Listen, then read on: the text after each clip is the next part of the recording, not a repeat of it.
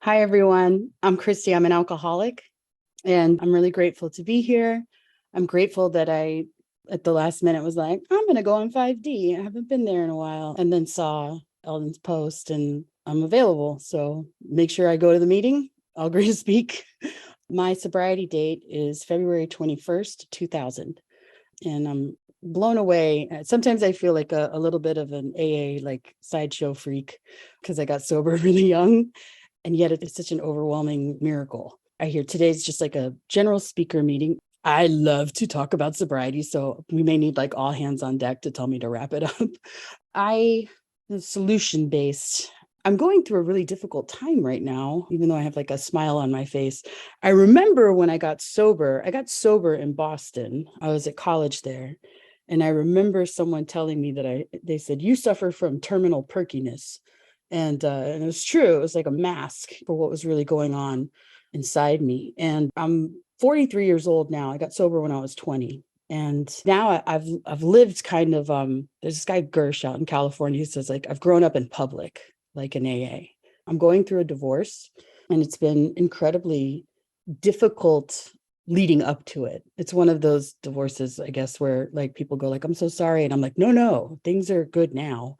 3 years ago, I needed people to tell me I'm sorry, but it's such a gift to have Alcoholics Anonymous as just part of my life. It's just been a journey. And I think about the things I sometimes take for granted, and I need to be reminded of the basics. And today, a friend came to help me. She started her own business doing home organizing. So we were cleaning out all kinds of crap. And I found early stuff from my first year, which is like always so interesting because it's this little window into who I was. And that stuff that I wrote down at meetings was such a big deal. Or like a postcard where like I wrote on the back, I used to use postcards as bookmarks. And I found a postcard where I like wrote, "Dear higher power, thank you for my family." Like, I need to remember that like, especially in like a holiday week, remember that at some point I was such a disappointment to my family, and that the way I drank and other things that went in Ziploc bags, it was so shady. I had an older brother that was in Alcoholics Anonymous. He's 5 years more than me. And I learned by like, okay, as long as I don't do that, like as long as I don't like steal a car and disappear for 2 weeks, I won't get thrown in rehab. So I was more of the like, I'll show up and look like everything's together and then disappear and do my thing, which is almost even more deceiving because my mother really thought she was going crazy. She didn't know what is wrong with you. I don't understand. That was in high school. I started to, it wasn't alcohol at first. It was other stuff. I'm very grateful that when I came into AA, I got sober in Boston. And I do remember, I don't know if it's the same, but I do remember people were very specific about only talk about alcohol. And sometimes people get their feathers ruffled, like, it's the same thing. We don't want to scare anyone away. For me, it was actually very helpful. I can say that in the long run, because I needed to understand what happened when I drank alcohol, and that this journey of sobriety was going to have a lot of experiences which I have, where I'm 30 something years old and I'm doing acting and comedy in LA. Which is something that I actually did sober. And like, I got to be around people that are drinking. I had no qualms. I understood what happened to me when I drank. It wasn't the same. Oh, it's just all the same thing. And it's like, oh no, like weed just made me a zombie, but alcohol, oh, like let's fucking go to town. Who knows what's going to happen? And that was actually important for me to understand. And now I live in a world where like weed is everywhere. And so I had to work on that. I actually went to NA meetings as well, and places where they had MA. I fucking needed it all. I needed every solution anyone was willing to give me. I guess what I was going to say was that, yeah, when I got to college in Boston, I was at Emerson College, and that's when I discovered like, oh, I can drink every day, and then like I can drink all day long. I should probably take Tuesday off. No more Tuesday off. That's crazy. Like I'm still hungover from Monday and Sunday. It just all became like one long day of drinking, and school was an afterthought. I completely blew off. I was supposed to transfer to Fordham University for acting. They told me, go get your GPA up because I had messed it all up in high school.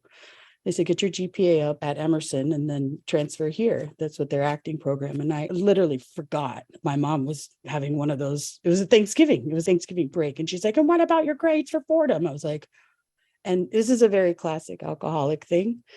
And this is like that fun, rigorous honesty part when we get sober, is that what I said to her in the moment was, I didn't even want to go there. The alcoholic part of us is, don't call me out for fucking everything up, and we justify it. We're like, I didn't even want to. When you get sober, you realize I didn't know how to. It was such a relief in AA for someone to be like, you couldn't do that. You're drinking. You just couldn't do it. Anybody could say, here's this simple thing, go do this simple thing. And you go, okay, yeah. But then I drink and it doesn't matter anymore. And the alcoholism tells me like, oh, fuck it. It's stupid anyway. And I get to, it's not like I say like, oh, what could have been or whatever. I got to go to New York sober, be a working actor and comedian and do all kinds of amazing stuff sober. And in that period, I probably had 6 or 7. I apologize if I'm jumping all around. Join me as we jump around my sobriety. It's a long time. I think a lot of people talk about like the first year.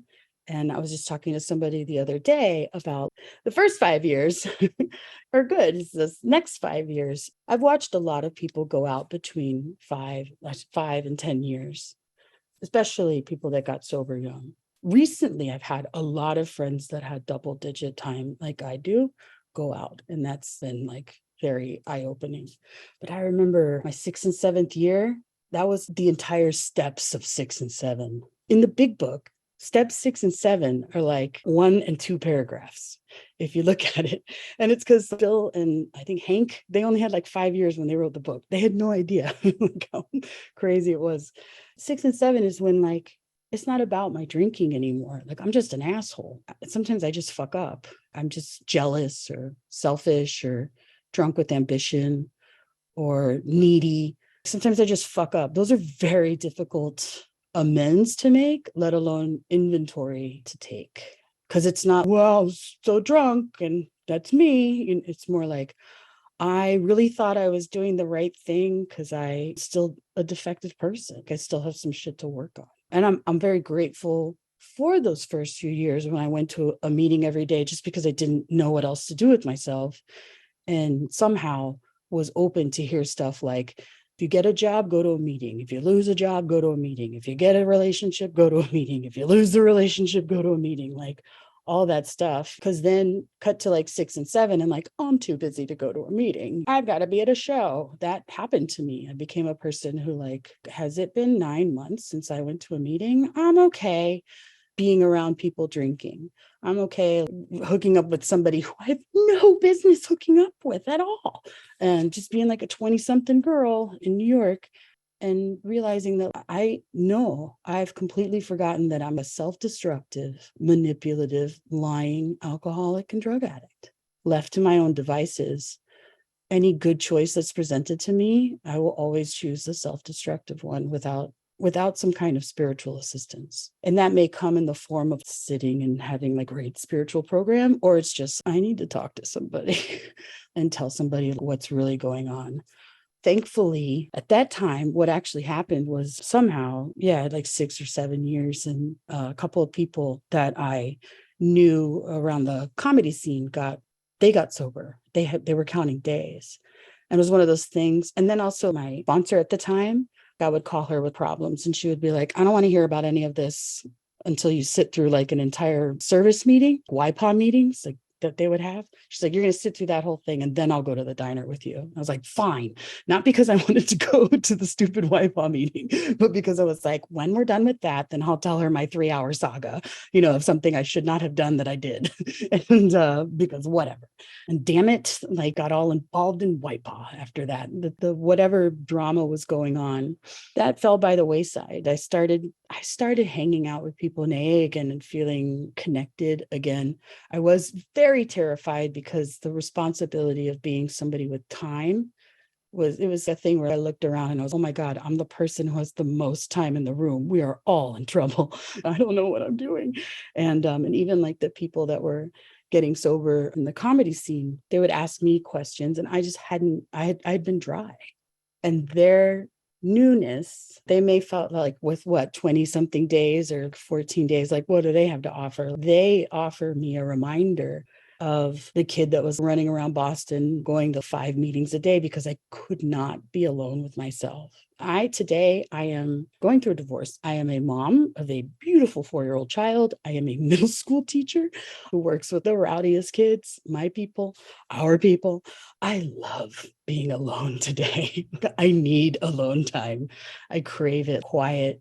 And the recent thing that has been so helpful to me has been, I guess, my solution. It can be as simple as do not pick up a drink no matter fucking what. It can be as simple as that. Sometimes it is like that with the F-bomb thrown in. And then other days I am going to sit for 3 minutes and be quiet and let my brain just rage like a river. Because I think meditation, so grateful somehow that became a tool that I had not been using in the last couple of months, but I have it and I know how to use it. But I learned that being quiet with yourself doesn't necessarily mean all of it is quiet. It's almost, sometimes I just want someone to listen to me. And this is my way of listening to what's going on up here, to let it be a little crazy and love it anyway, if that makes any sense. Even if you just are quiet for like a minute and that's all you can do, that's fine. Because now, if I have the time to sit for like 20 minutes and I have a playlist of meditation music, that's when I'm on like the good beam in AA. It is so much easier to stay sober than to get sober. And I watch that happen regularly. And I'll leave it with this. For those of you that are counting days and you're new, you don't ever have to do this again. This is it. Today is it. You don't ever have to be a newcomer again. You're going to get through it like the rest of us. And you are helping people ahead of you and people behind you. And that's the coolest part about AA. And that's it. That's enough out of me. Thank you, guys.